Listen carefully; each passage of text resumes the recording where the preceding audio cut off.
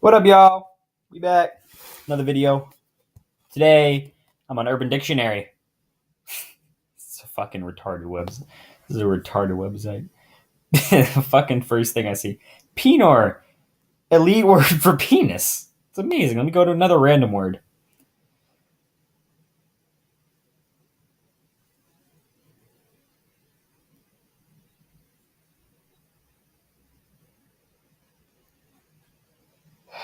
Let me read this whole story. Sex story, also known as erotica. They're stories of sexual moments. It was a quaint spring morning in Richmond, Virginia, 1998, when I lost my virginity to a girl named Hannah. At the time, we were merely kids. I was 15 and she was 14. At the time, we had known each other for about 2 or 3 years. We dated for 8 months during the sixth grade. During those 8 months, we never made love. Now, every once in a while, she would let me touch her, but no sex of any kind. And she had the most amazing body in the whole school. And by spring break of 98, we were in the eighth grade, and she had the most, we were in the eighth grade, and she had the most amazing body in the entire class. Smooth curves, G-sized breasts, long brown hair with brown eyes. She was what made all guys drop their tongues to the floor and run to the end of their chains and start barking like the horny dogs they were, including me. I, too, long desired to ravish her body like an animal, but I didn't want to violate her body just by asking her like a dick. And I thought she'd never sleep with me because she only saw me as a friend. So during that spring break, I woke up one morning and walked to the kitchen to sneak some coffee in my bedroom because my dad never wanted me to drink it, thinking I was too young. But I reached up in the cabinet to grab a mug. The phone rang. Naturally, I answered it since it was the one closest to my dad. Closest to it, my dad was sitting in the living room watching the weather reports as usually did. Hello, hey there. It was Hannah. She spoke in a usually sly voice. My parents just bought me a VCR and rented an assload of movies for me to watch while they're vacationing in Mexico for a couple of weeks to celebrate their 19th wedding anniversary.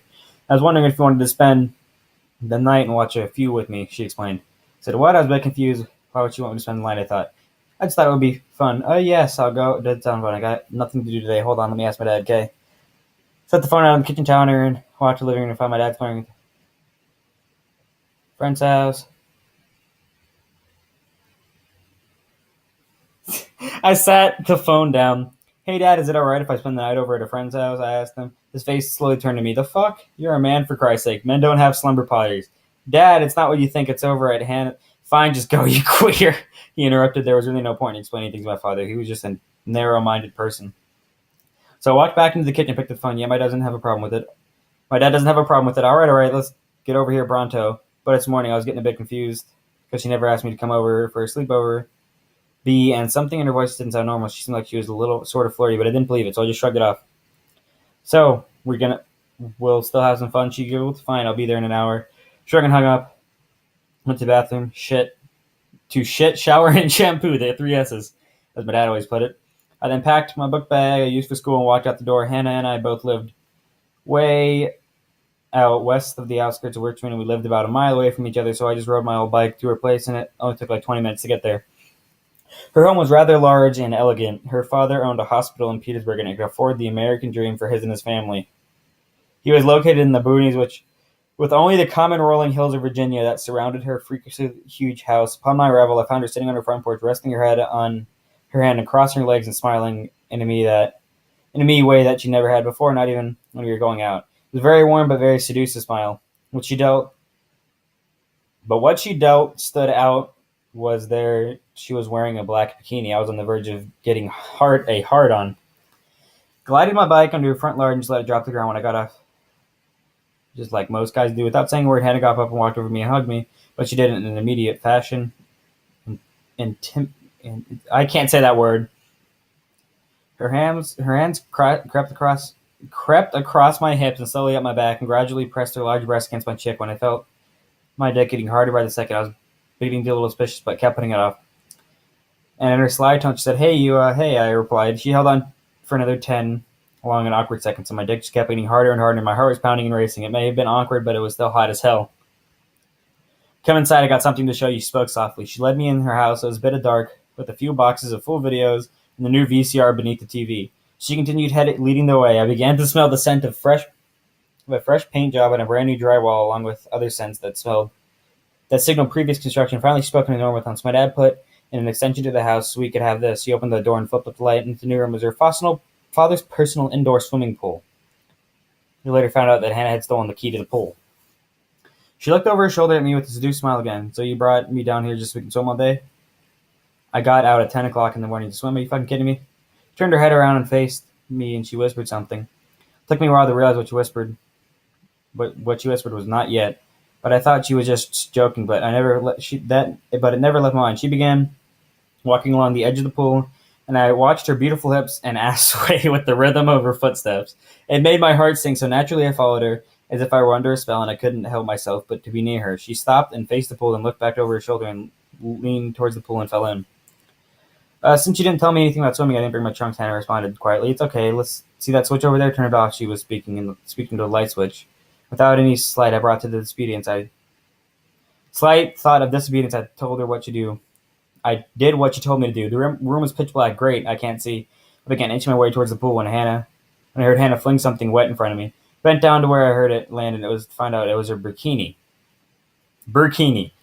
And shortly thereafter, her bottom piece followed. It was becoming clear to me that this could be the day I have long waited for. In response, I began to strip naked as well. I slowly walked towards until I felt the edge of the pool. Instead of diving in, I just slipped in because I can see where Hannah was, and I didn't want to ruin my long-desired wish by diving on her. Heard her swim towards my direction, then I felt her hands on my waist. We stopped and floated there. It was an inevitable moment that her and I were going to take each other's virginity. This is a great story. My head moved closer to hers until my nose touched her face and began to passionately kiss her. Her body pressed against mine, and I could feel her nipples on my chest, and her legs wrapped herself around my waist. I needed her. I had so much energy bottled up inside for me for the past 2 years that needed to be released inside of her. She began to French kiss. My tongue ate her way inside her mouth, and I became bigger than ever. The head of my dick stroked her cunt, and to let her know that I would shortly penetrate. Hannah stopped kissing me and whispered, "No, not yet. Let's do a little more foreplay before we fuck." We continued Frenching. Couldn't wait any longer, but a new foreplay was better than nothing. So my hands went lower into the water until they reached her perfect ass. They opened her cheeks, and my two index fingers gently stroked her hole. So when her breathing became uneven, she leaned back into my right arm. This meant she wanted me to move my left hand around and pleasure her pussy. And this I did. We stopped kissing, and my left hand swept to her vagina, then immediately felt a slimy lining of cum around her groin. My index finger and middle finger proceeded and dug in her. Her legs began to squirm, and her hip moved up and down as she moaned. We did this for 5 minutes before I moved to her breasts. I lifted her up and pressed her against the side of the pool with my front hand and back. I massaged her breasts and rolled her nipples. She was grasping and moaning.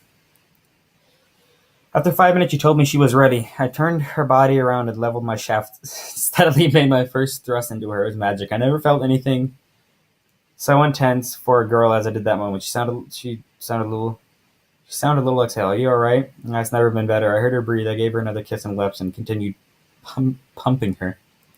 We were 7 minutes into it. She started gasping my name, Johnson. Harder, oh, Johnson. Harder, faster. Please, we're both about to come, but I remembered that I wasn't wearing protection. So I pulled out of her warm, pulsing vagina and turned her around again and pulled up so that she was bending over the edge, and I arranged myself on top of her.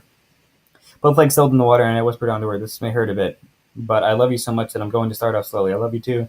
She whispered back over her shoulder. Her body began to shiver, and she knew what I was about to do. I lifted her right hand out of the water and held hers. "Are you ready, baby girl?" I asked. "I trust you, so yes, I am." Her muscles relaxed, but then she shivered. Then I took my rod and slowly slid it into her asshole. My head penetrated. She gave off a sharp and intense gasp, and squeezed my right hand very tightly and slowly pushed it all the way into her. "Baby, I think it's too big." "Should just relax. I know it hurts, but it will get better. I promise. I should her hand. She said, "Okay." Hannah replied. I pulled back slowly and pushed back, and I started off slow, and as soon as I heard her moaning and gasping, and I thrusted harder and harder. It wasn't long before she began to orgasm. She was screaming with intense pleasure, and our legs were splashing in the water. I used her left hand to finger her pussy and to add to her skessy. Oh my god. Oh god, yes, Jason, yes. Fuck me. Yes. That's nice. Yeah, I'll finish this up in the next episode. It's very, very odd. Her screams echoed off the walls in the pool room, and with me, us through us, I shot about 8 shots of deep cum into her rectum. Neither of us could move. I retained in her because I was so weak. That's a great story. I'll be back. I promise. Where the fuck is my mouse? The fuck is my doing? Fuck's my mouse. Jesus Christ.